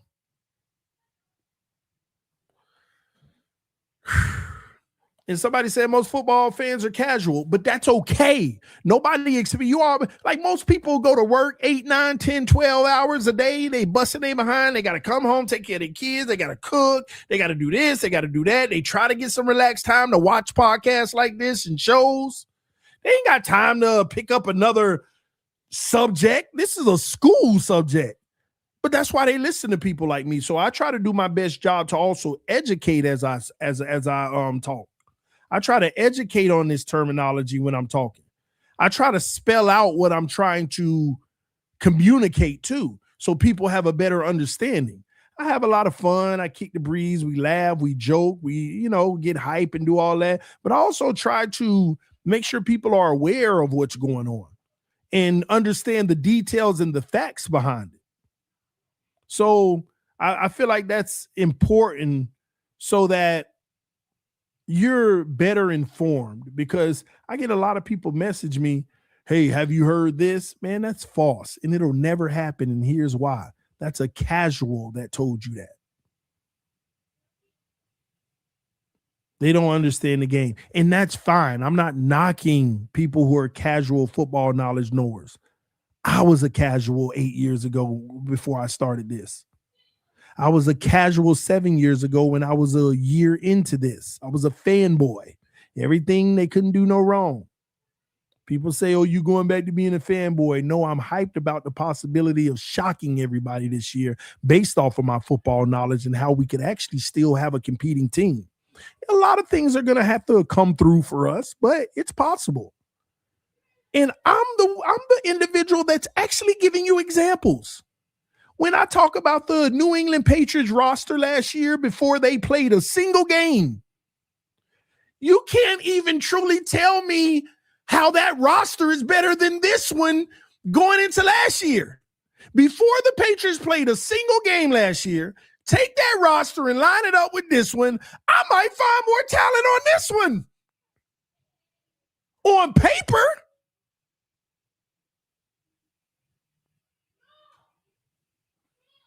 Am I wrong? I love checking with y'all because sometimes maybe I'm a little overboard. Am I wrong? We ain't talking about the completed last year because a lot of those players' stock has risen for people to notice them more because of what they did. But before last year, going into the season, before they even kicked off week 1, take that roster and put it next to this one. You can't sell me on the fact that, oh, they got a much better roster. What are we gonna say? Stephon Diggs and Gonzalez? That's it?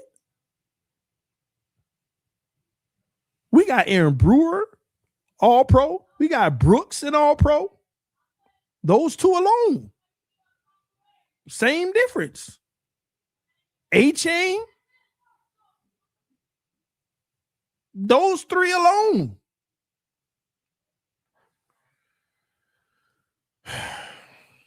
But that coaching them players up to do their job and do it right. See, the Patriots are the type of team, we're not creating superstars. We might have 1 or 2 on the team, but we're not creating superstars. We're creating everybody doing their job and doing it well, where nobody's getting this ultimate praise. Just everybody doing their job and everything is happening. The ball is moving. Nobody thinks Mac Hollins is a superstar, but he played very great football for the New England Patriots last year. Mac Hollins, y'all.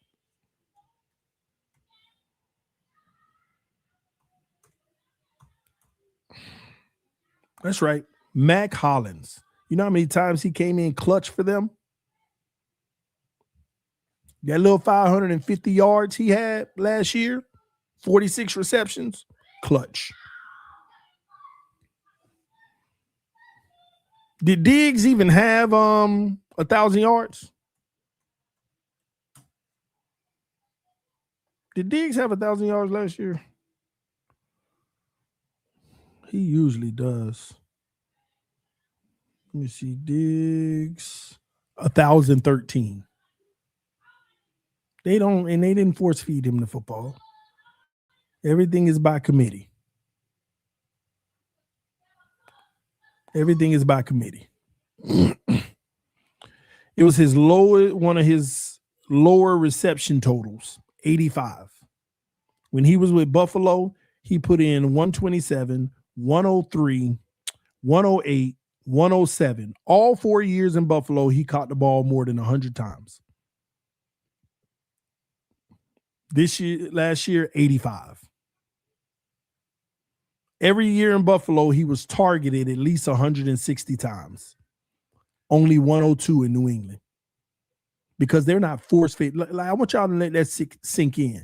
60 more times targeted every season in Buffalo. 60 more times. When you take 60 divided by 17 games, Buffalo targeted this man 4 times more every game. That's force feeding. This is our guy. We got to get him the ball.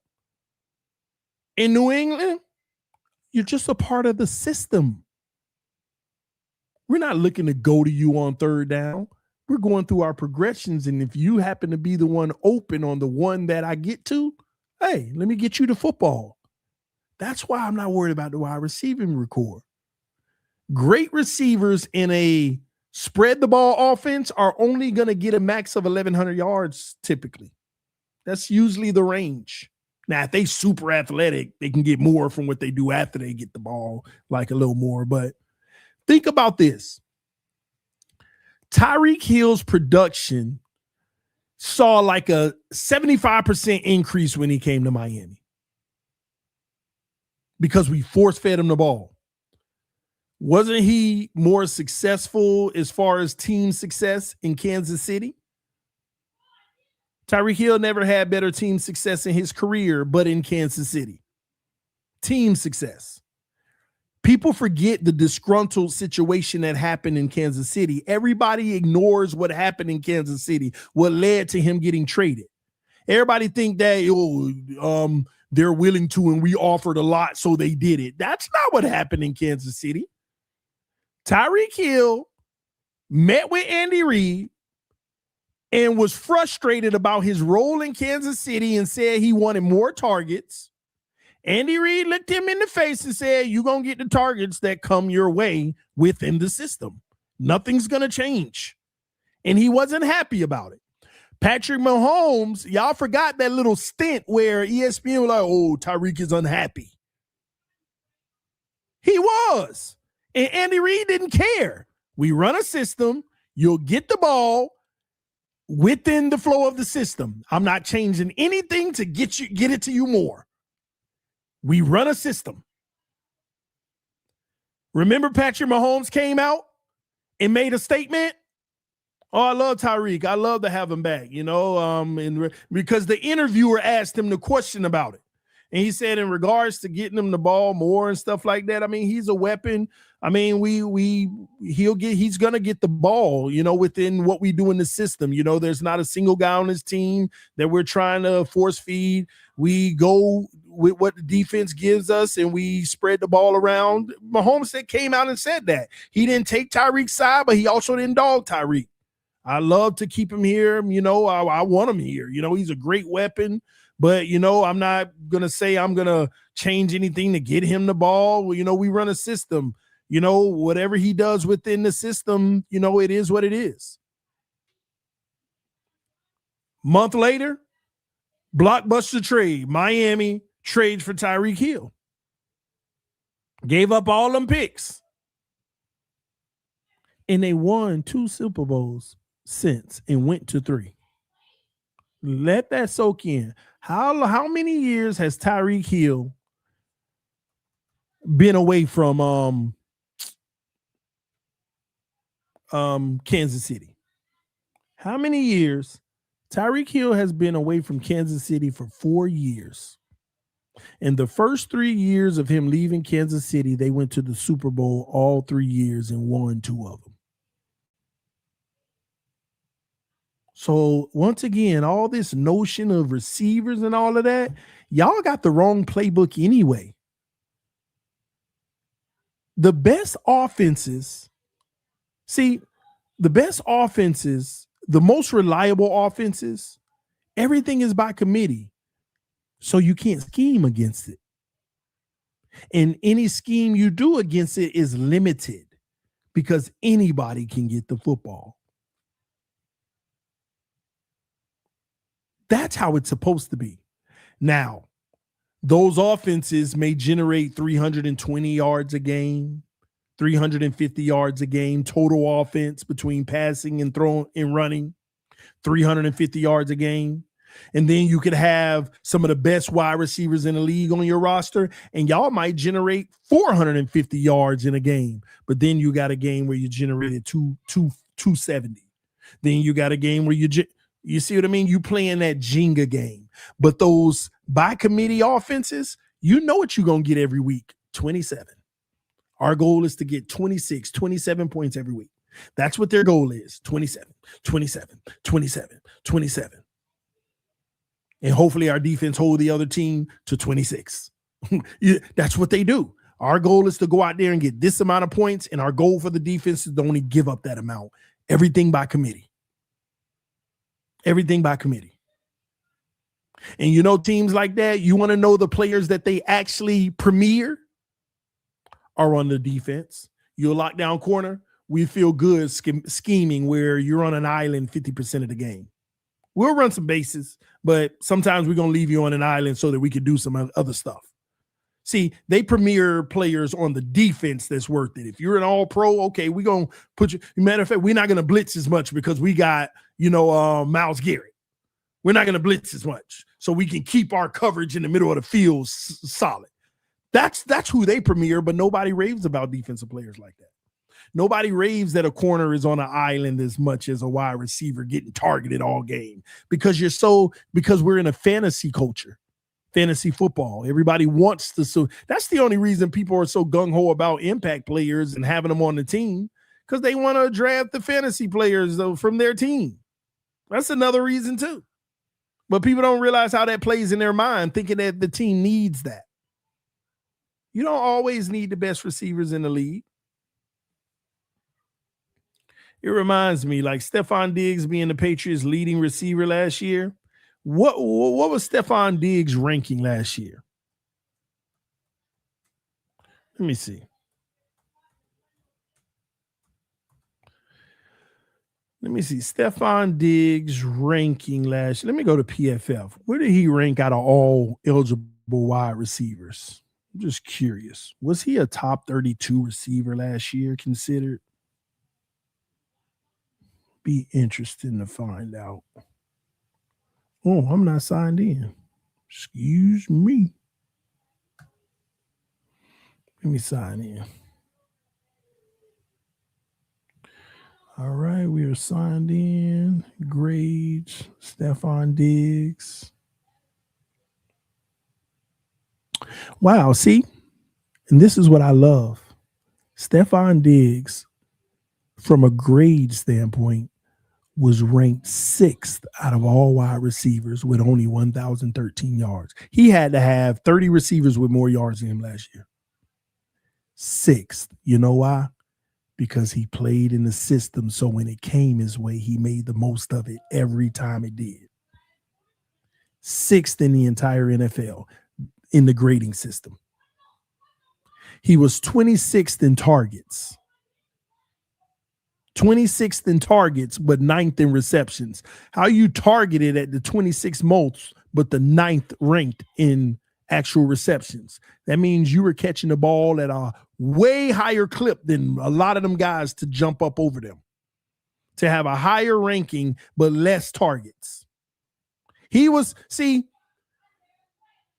didn't have all 4 years in Buffalo. All 4 years in Buffalo for Stephon Diggs, he produced more, but he was more impactful in Green Bay. There's a difference. See, stats are one thing. Impact is another. Stats are one thing. Impact is another.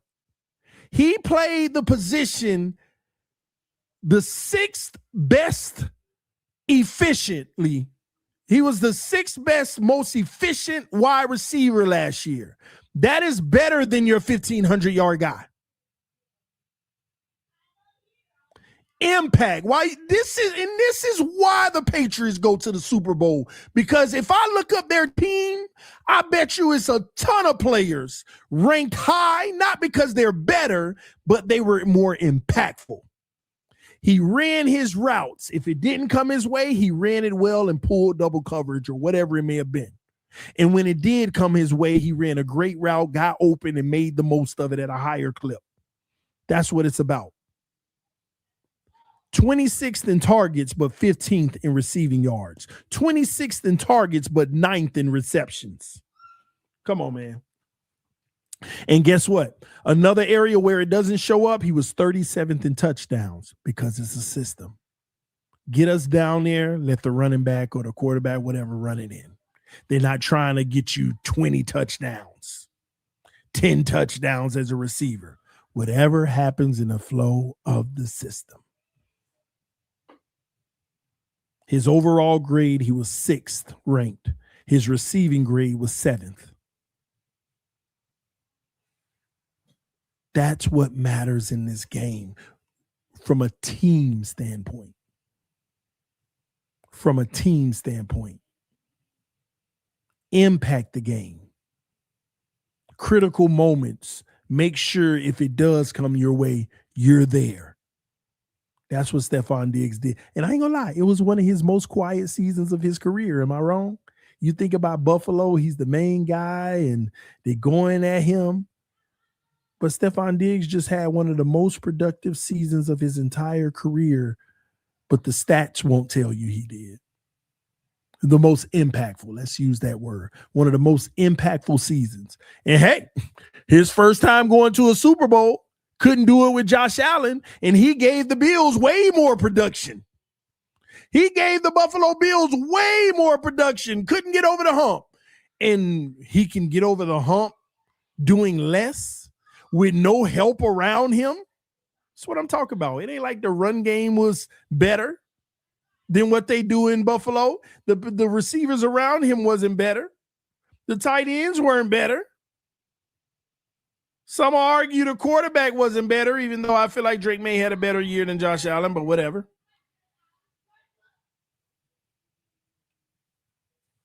Because it's not about that. It's about the team success. Everybody do their job. I don't want to hear nobody talking about targets or carries or getting more of this and that. You got your role. Do it well. And if you can't do it well, we'll put somebody in that's going to do it well. The more you do it well, the more you'll be out there. The less you do it well, another guy's going to get an opportunity to prove if they can do it well. And don't cry for the football. We need you to go out there and run crisp routes without expecting to get the football while expecting to get it. Go out there, do your job, run the best route you can, and the ball may not come. And when it does come, you better make it happen. That's how it has to be. Why you think in the big games we suck so bad, man? Looking for Tyreek all day. Looking for Tyreek and Waddle all day. Man, the Dolphins would have probably won 13 games every year if we just ran but you need a quarterback who can process the field and not force feed. See, when you have a one read or pre-snap offense and you force feeding, quarterback already know where they're going with the football. And as long as it's working against the bad teams, we think they're great. But you need a quarterback who can actually process the field and go through real progressions. Drake May ain't never force feeding and looking for one specific guy. Drake May hiking the football, looking down the middle of the field, noticing how the defense is rotating while peripherally seeing his guys run their routes and identifying what's about to come open. It's happening real time, not pre-snap. Now, pre-snap, he's getting an idea of what should be, but he's making sure it turns out that way.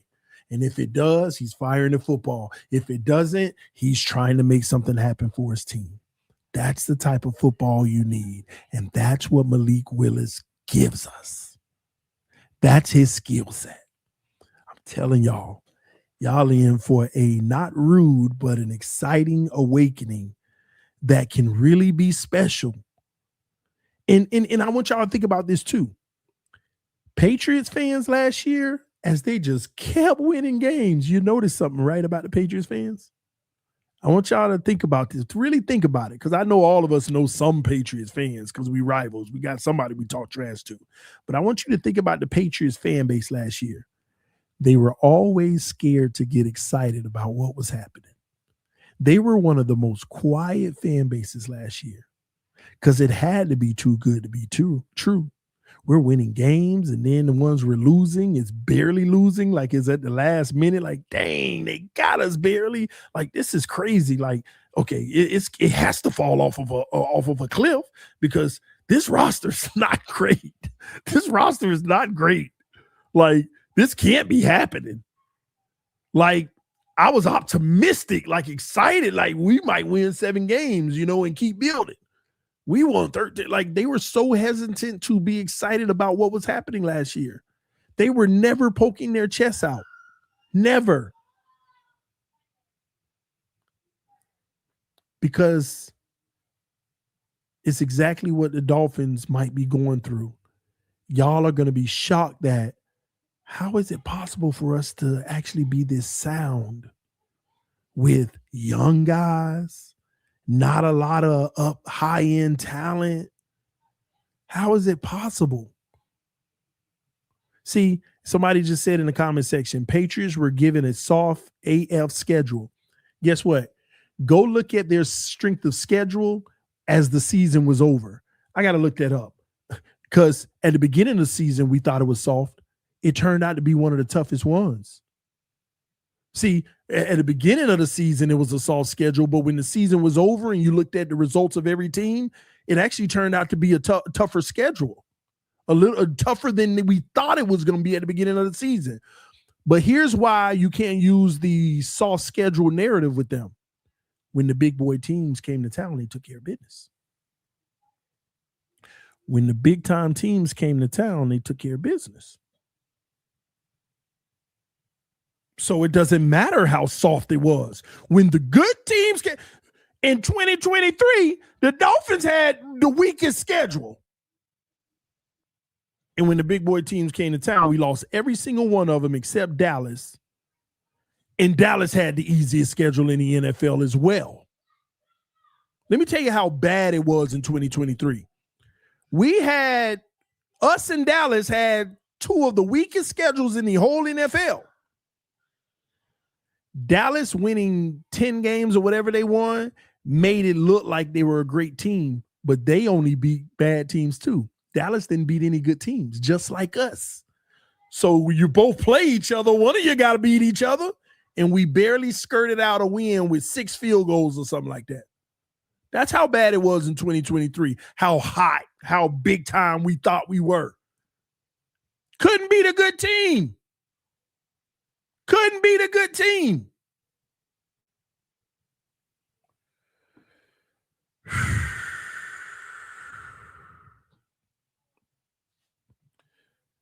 Almost every team they beat fired a coach or GM. Tony, 14 teams didn't fire a coach or GM.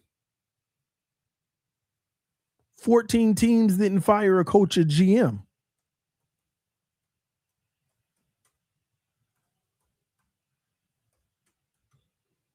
So, I mean, let's not discount all come on, we going to discount all their wins? Is that what we're going to do? That ain't fair. We're not going to discount all the Patriots wins like that. We got to put some respect on what they did. We have to. The Steelers were a solid team, beat them. Panthers were a playoff team, beat them. Buffalo Bills, division rival, beat them. The Saints weren't a slouch. They actually shocked people with their little Tyler Shook. Beat them.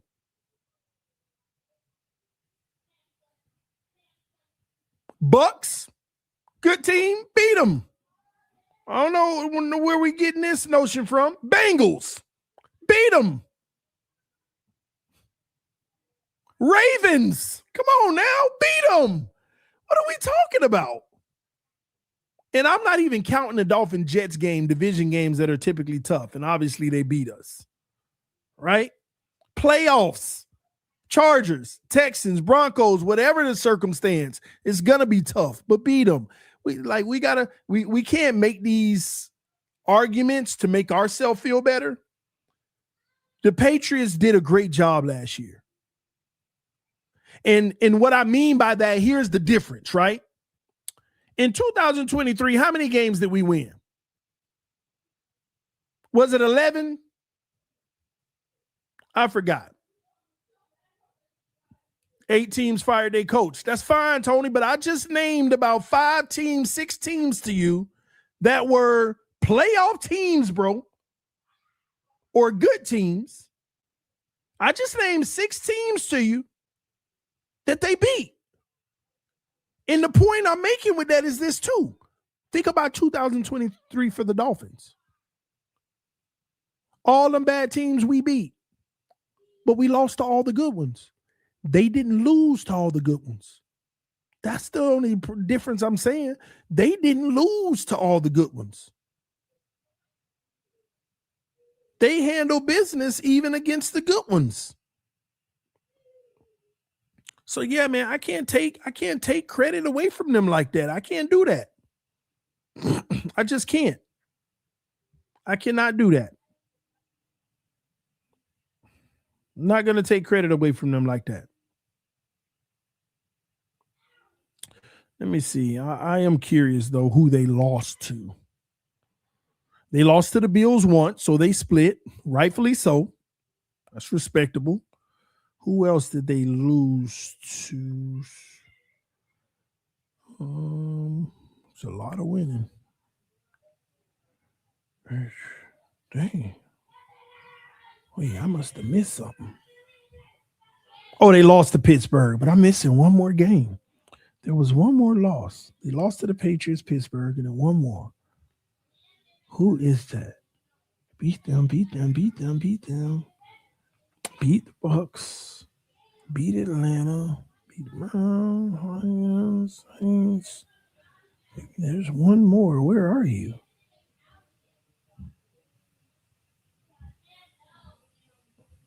First game of the season. It was the Raiders. The trash Raiders. The first game of the no, that's preseason. No, that's the first game of the season. I remember saying y'all finna be trash. Y'all lost to the Raiders. The first game of the season, they lost to the Raiders and they end up in the Super Bowl. Ain't that crazy? Boy, you could have put $1 on them to go to the Super Bowl after that Raiders game and would have probably had $1 million right now. It was probably 1,000,000 to 1 that they would go to the Super Bowl after they lost week 1 to the Raiders.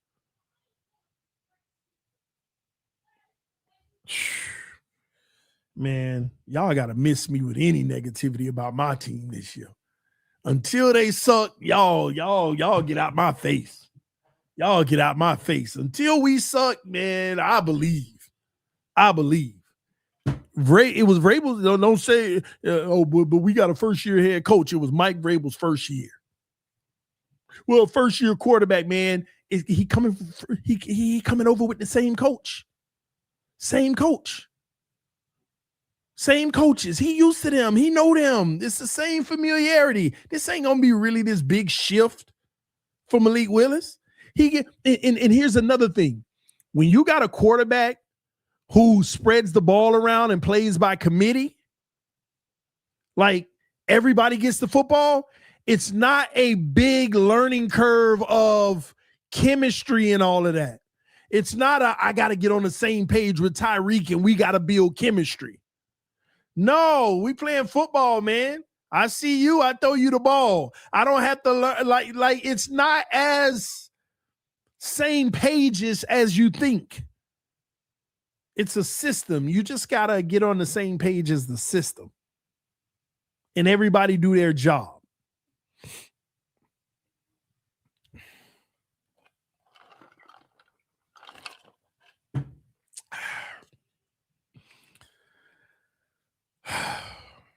Let's go, man.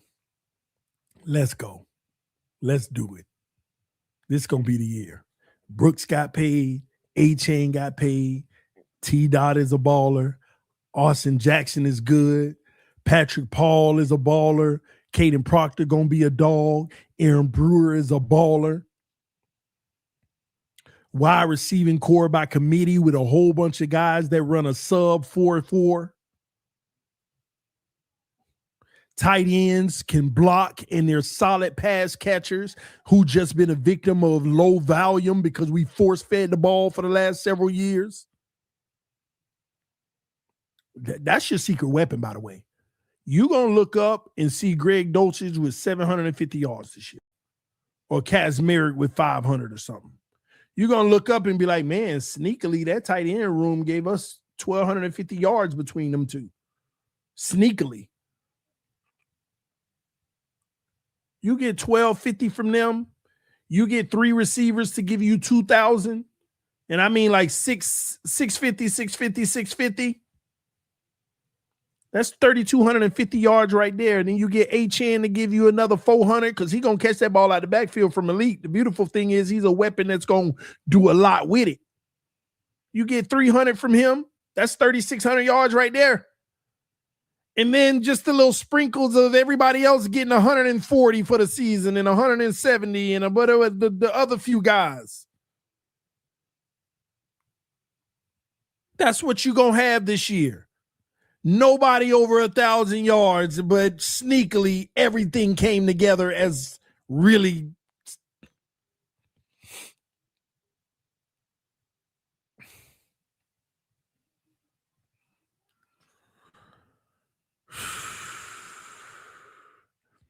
Sean McGuire 8233 said, yo, TD, been following you for a while now. Never interacted with you on here, though.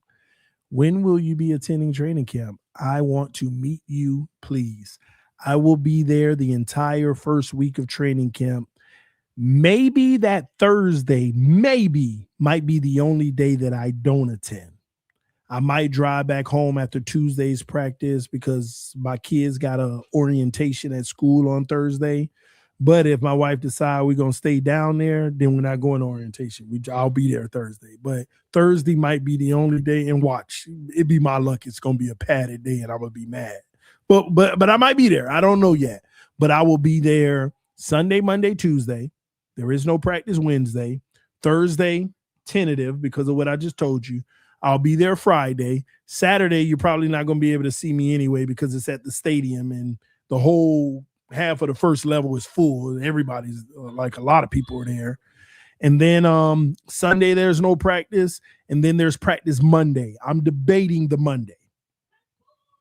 It just depends. So I want to go to Washington and I might have a way to get access to the Washington joint practices. But it just depends on how much I can raise for training camp. Okay. So I've had a few people send some love for training camp. But if I have more, donations and love for training camp, if I have enough, I'm not putting money in. I don't put money in my pocket like that for like donations and stuff. If I get more support for training camp, I'm going to take that trip to Washington. I got to see firsthand the joint practices, but we'll see. It depends on how much support I get in the cash app for training camp. So if I look up and next thing you know, I got $300 in cash app because so many people donated for training camp, bam, let me go ahead and book my ticket because I already got somebody working on my access. Let me book my plane ticket and I'm going to be in and out. I'll probably arrive that Tuesday night, stay in a $100 hotel room, wake up in the morning, go to the practice, go straight to the airport and catch a flight out of there that same night. After I do a show talking about it. So it just depends. I really want to go, but again, I try to separate my personal finances with the business finances of the show. So if I raise enough, I'll make it. If not, then I might go to practice on Monday instead. So we'll see. All right. So if you're going to be there that Sunday, Monday, or Tuesday, or that Friday, Saturday, you'll definitely see me, except Saturday because it's at the stadium. It's going to be hard to meet up with people. But I'll be at the 50-yard line at the very top. That's usually where I sit. Recently, people have been beating me there sometimes, but I'll be in that vicinity, maybe 2 or 3 rows down if people are already up there or something. But typically, that's where I am every time. I'm not over with the writers and Omar and all of them. Me personally, I don't understand why they sit at the end. I want to be at the 50-yard line so I have a good vantage point of what's happening both ways. But sitting down at the end is like the 20-yard line. And I don't think they get a good view of what's happening in the end zone on the other side. Like, so I don't, and that may be where some of the contradiction comes of, oh, that would have been this or that, or he had a foot on the line, like all that. I got a good vantage point at the 50 of both fields and going both ways. So that's why I go to the 50 all the way at the top. And it is hot, but at the top on a breezy day, at least you get some of the breeze. Now, they did bring those big giant fans, so it helps. So it just depends, but it's always going to be hot. Anyway, I've been live longer than I expected. I told the wife if she could hold it down for me for an hour, and here we are about to go on 2 hours, so I'm about to get out of here. She probably going to be like, can you, since I'm delaying what she got to do, she probably going to be like, hey, can you skip the show tonight? And I don't know if I'm going to do that. Just depends. I'll see. Let me just look at my calendar real quick.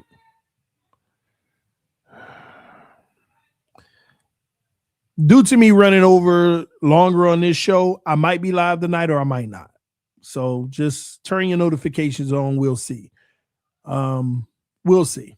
Because I was supposed to do something around 6, but I know she probably going to be, hey, let's do something with the kids. So all right. We'll see. It depends on what she got going on.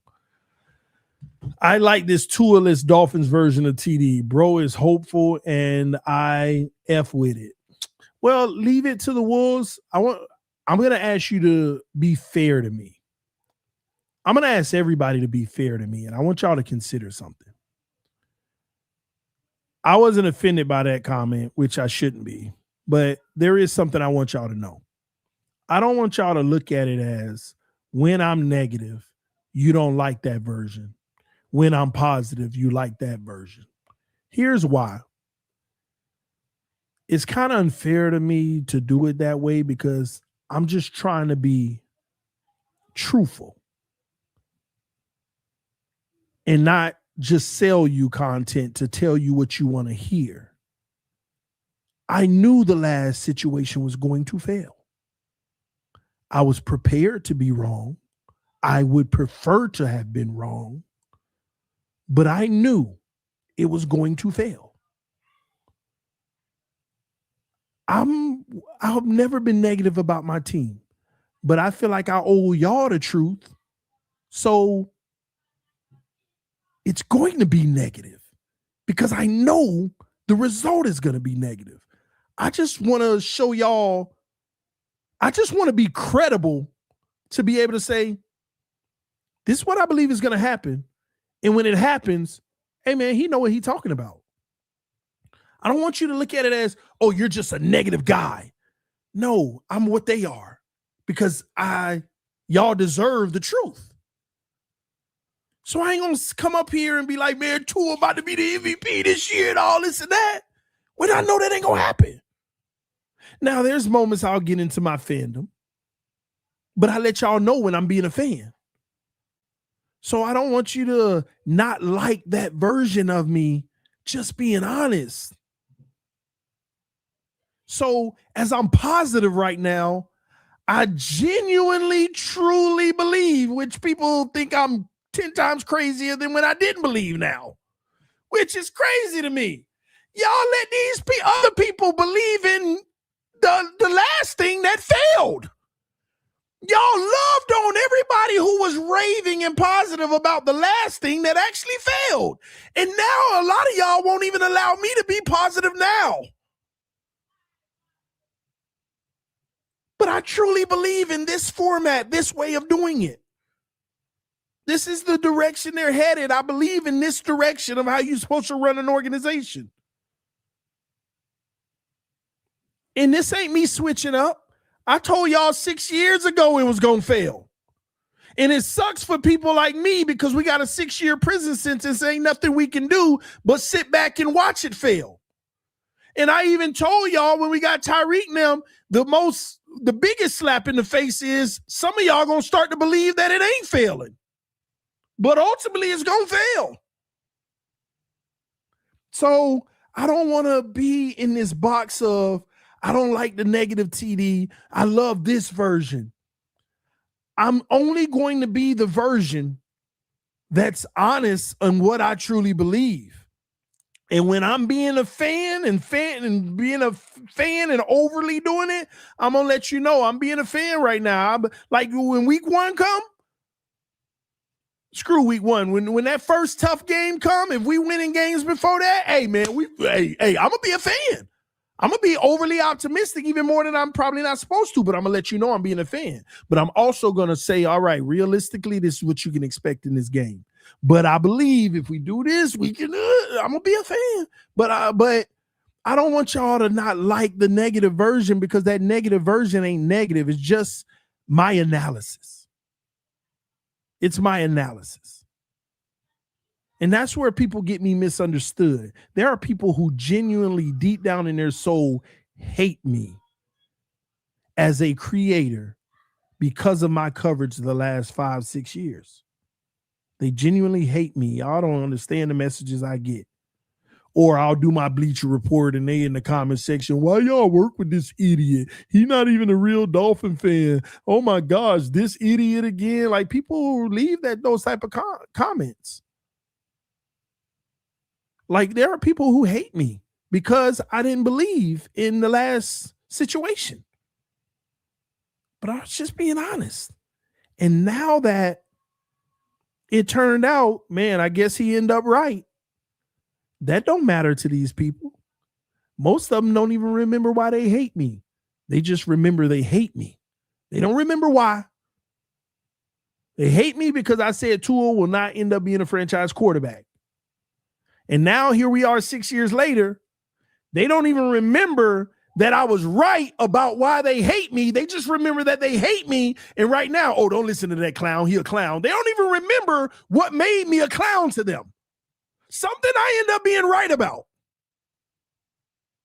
So that's why I don't want y'all to be in this, I like this version of you and not that version of you. Man, I'm just trying to be one of the realest. I'm just trying to be me. And the reason why I'm just trying to be me is because I found the thing that I can do better than anybody in the world. And that's be me. Nobody can be me better than me. So I'm going to be me, but I don't want y'all to separate me. The I rock with that version and not with that version. I'm just being me and trying to have some integrity in what we do. I done told y'all a million times. I could be racking up a lot of money. I could be getting a lot more brand deals. I could be doing all of that. I could tell you what you want to hear if I'm going to sell out for the money. But I'm doing well enough being authentic. And people think I'm selling out with my authenticity just because I get a few opportunities, because I'm on Bleacher, because Prize Pick sponsored me for the whole year, because I'm working with the collective with those guys, and people think, oh, they think I'm out of pocket already. Like, oh, you think you doing everything now? You ain't got time for this or doing that. No, some of y'all that really rock with me, I'm asking y'all to celebrate every accomplishment I have, because it's because of y'all rocking with me. Those who really down for this channel, who been rocking with me, man, my success belongs to y'all. God, obviously, he moves all the needles. But without y'all watching and supporting, the success isn't there. So every time you see a new brand deal, you should smile. I'm helping TD elevate. Every new thing you see me on, every new opportunity, every bigger and better thing or whatever, you should smile. If you're a loyal follower, watcher of the show, you should be proud, because you're a massive contributor in the advancement of what I do. And everything I do it keeping every single one of y'all in mind. And sometimes it may look like I'm turning my back on some of y'all, but I'm not. So if I usually do 15 streams a week, right? But all of a sudden I'm doing a collective and now I'm doing 10 streams a week. I'm not turning my back on y'all. The collective is going to help everything we do elevate to an even higher level. and it bleeds into this. There are people who watch the collective that are fans of Doug, fans of Omar, fans of Allen, who, oh, I never watched this TD guy. I never liked him, but they now they actually see me on a normal and they get a different light. And they come over and watch the show now.